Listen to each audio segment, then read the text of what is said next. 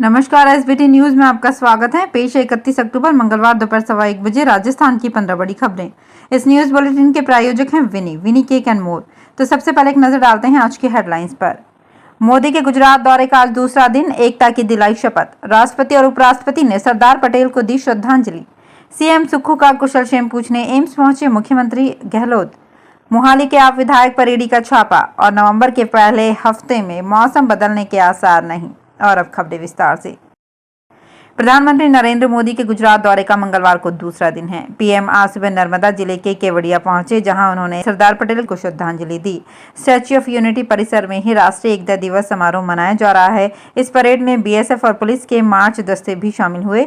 देशवासियों को एकता की शपथ दिलाई। सरदार पटेल के स्टैच्यू सर्किल पर पुष्पांजलि अर्पित करने के बाद पीएम ने देशवासियों को एकता की शपथ दिलाते हुए कहा कि मैं राष्ट्र की एकता, अखंडता और सुरक्षा को बनाए रखने के लिए स्वयं को समर्पित करूंगा। राष्ट्रपति द्रौपदी मुर्मू और उपराष्ट्रपति जगदीप धनखड़ ने देश के पहले गृह मंत्री सरदार वल्लभ भाई पटेल को आज उनकी जयंती पर श्रद्धांजलि अर्पित की है। सरदार पटेल की जयंती को देश भर में राष्ट्रीय एकता दिवस के रूप में मनाया जाता है और इस दिन देश भर में एकता दौड़ तथा अनेक कार्यक्रमों का आयोजन किया जाता है। मुर्मू और धनखड़ ने मंगलवार को नई दिल्ली में पटेल चौक से सरदार पटेल की प्रतिमा पर पुष्पांजलि अर्पित कर उन्हें श्रद्धांजलि अर्पित की। केंद्रीय गृह मंत्री अमित शाह ने भी पटेल को श्रद्धांजलि अर्पित की। हिमाचल प्रदेश के मुख्यमंत्री सुखविंदर सिंह सुक्खू का कुशल क्षेम पूछने राजस्थान के मुख्यमंत्री अशोक गहलोत मंगलवार को एम्स पहुंचे। उन्होंने यहां उपचाराधीन सुक्खू की पत्नी कमलेश ठाकुर से मुलाकात की और मुख्यमंत्री के स्वास्थ्य के बारे में जाना। गहलोत ने सुक्खू के जल्द स्वस्थ होने की कामना की। मुख्यमंत्री अभी आईसीयू में हैं। स्वास्थ्य बेहतर होने के बावजूद गैस्ट्रोएंट्रोलॉजी विभाग के डॉक्टरों ने उन्हें निगरानी में रखा हुआ है। सीएम से मिलने की किसी को इजाजत नहीं है। सीएम के सभी टेस्ट सामान्य आए हैं। उन्हें गुरुवार तक एम्स नई दिल्ली से छुट्टी मिल सकती है। चिकित्सकों ने 2-3 दिन उन्हें निगरानी में रहने की सलाह दी है।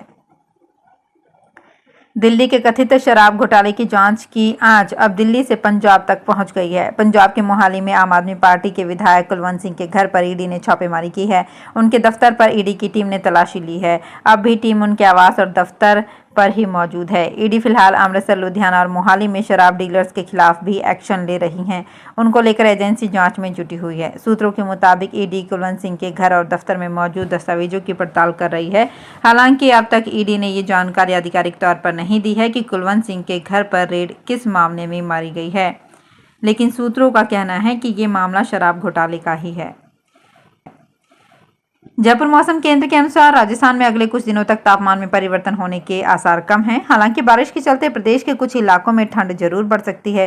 राजस्थान के कुछ इलाकों में न्यूनतम पारा 15 डिग्री से नीचे पहुंच चुका है। सीकर, अलवर, बीकानेर समेत कई जिले ऐसे हैं जहां न्यूनतम तापमान 12 डिग्री सेल्सियस तक जा पहुंचा है। सरहदी इलाकों में बारिश के आसार जताए जा रहे हैं। मौसम विभाग के अनुसार राज्य के कुछ इलाकों में बारिश हो सकती है। खासतौर पर पश्चिमी विक्षोभ के असर के चलते जैसलमेर, श्रीगंगानगर और चूरू, बीकानेर समेत कई जगह बारिश हो सकती है। अयोध्या में 22 जनवरी को राम मंदिर में होने वाली रामलला की प्राण प्रतिष्ठा के दौरान देश भर से साधु संतों को आमंत्रित किया है। इसे लेकर स्थानीय स्तर पर भी कई कार्यक्रम होंगे। जो अयोध्या नहीं जा पाएंगे वे संत गांव-गांव, मठ, मंदिर आदि जगह गांव वालों को आमंत्रित कर सभी को प्रतिष्ठा के लाइव दर्शन कराएंगे। दीप जलाकर खुशी मनाकर प्रसाद बांटेंगे। इसको लेकर कार्यक्रम तय किए गए हैं। ये जानकारी सोमवार दोपहर भिक्षु विहार में चित्तौड़ प्रांत के संतों से चर्चा के बाद केंद्रीय मंत्री विश्व हिंदू परिषद के अशोक तिवारी ने दी। राजस्थान के निजी अस्पताल आरजीएचएस के तहत इलाज को लेकर पेशोपेश में है। पुराना भुगतान नहीं आने, विधानसभा चुनाव को देखते हुए योजना की स्थिति को लेकर संशय बना हुआ है। इसके अलावा सभी तरह के इलाज को स्कीम में शामिल नहीं करने के कारण अस्पतालों ने रजिस्ट्रेशन रिन्यूअल से दूरी बना ली है।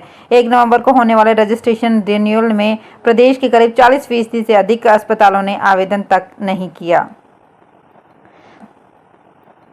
चातुर्मास के 5 महीने बाद देव उठनी एकादशी 23 नवंबर से फिर बैंड बाजा और बारात निकलेगी। इस बार पिछले साल से ज्यादा शादियां होंगी। अनुमानतः 23 नवंबर से 15 दिसंबर के बीच देश भर में लगभग 35 लाख शादियां होंगी।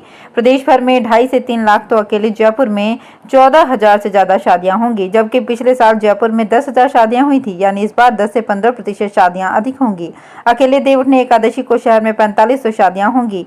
वेडिंग इंडस्ट्री से जुड़े व्यापारी रवि जिंदल का कहना है कि बाजार में नवरात्र और दशहरे के बाद वर्तमान में दीपावली और उसके बाद वेडिंग का सीजन शुरू होने से कारोबार को पंख लग रहे हैं। वर्तमान में सोने चांदी के भाव में उतार चढ़ाव के हिसाब से भी लोग नवंबर दिसंबर की शादियों की बुकिंग अभी शोरूम में कर रहे हैं।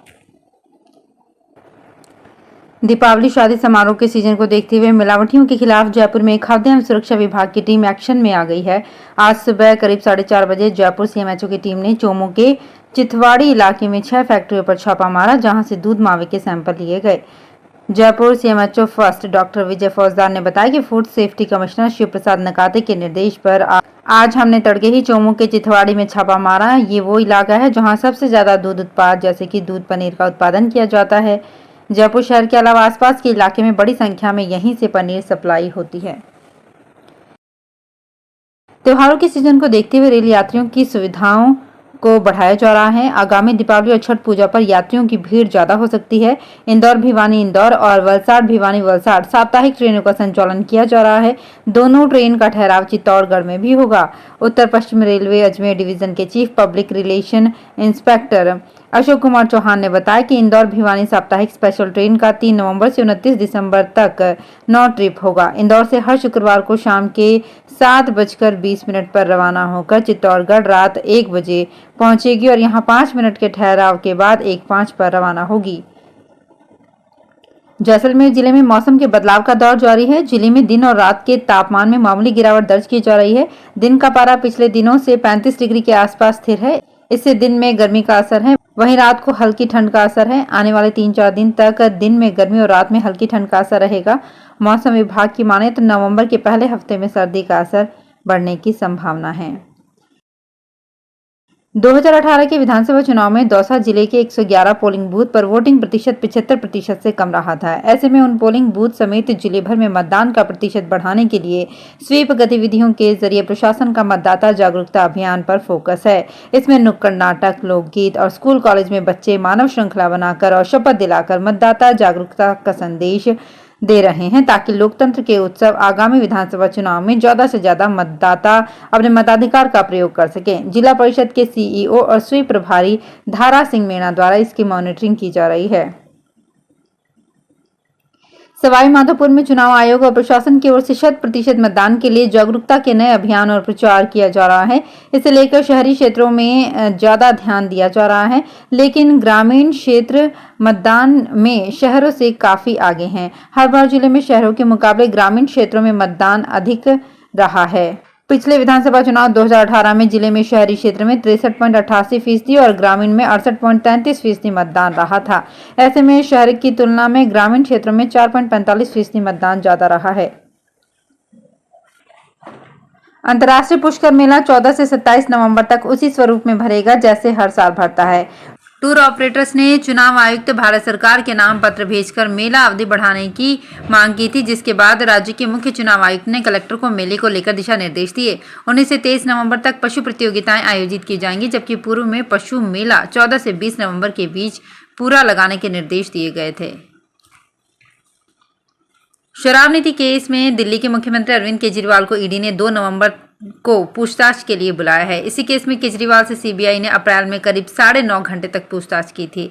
इस दौरान केजरीवाल से 56 सवाल पूछे गए थे। शराब नीति केस में दिल्ली के पूर्व डेप्यूटी सीएम मनीष सिसोदिया और आप सांसद संजय सिंह जेल में हैं। अप्रैल में पूछताछ के बाद केजरीवाल ने कहा था कि मेहमान नवाजी के लिए सीबीआई अधिकारियों का शुक्रिया अदा करना चाहता हूँ। आप ईमानदार पार्टी हैं, हमारे पास छिपाने के लिए कुछ नहीं है।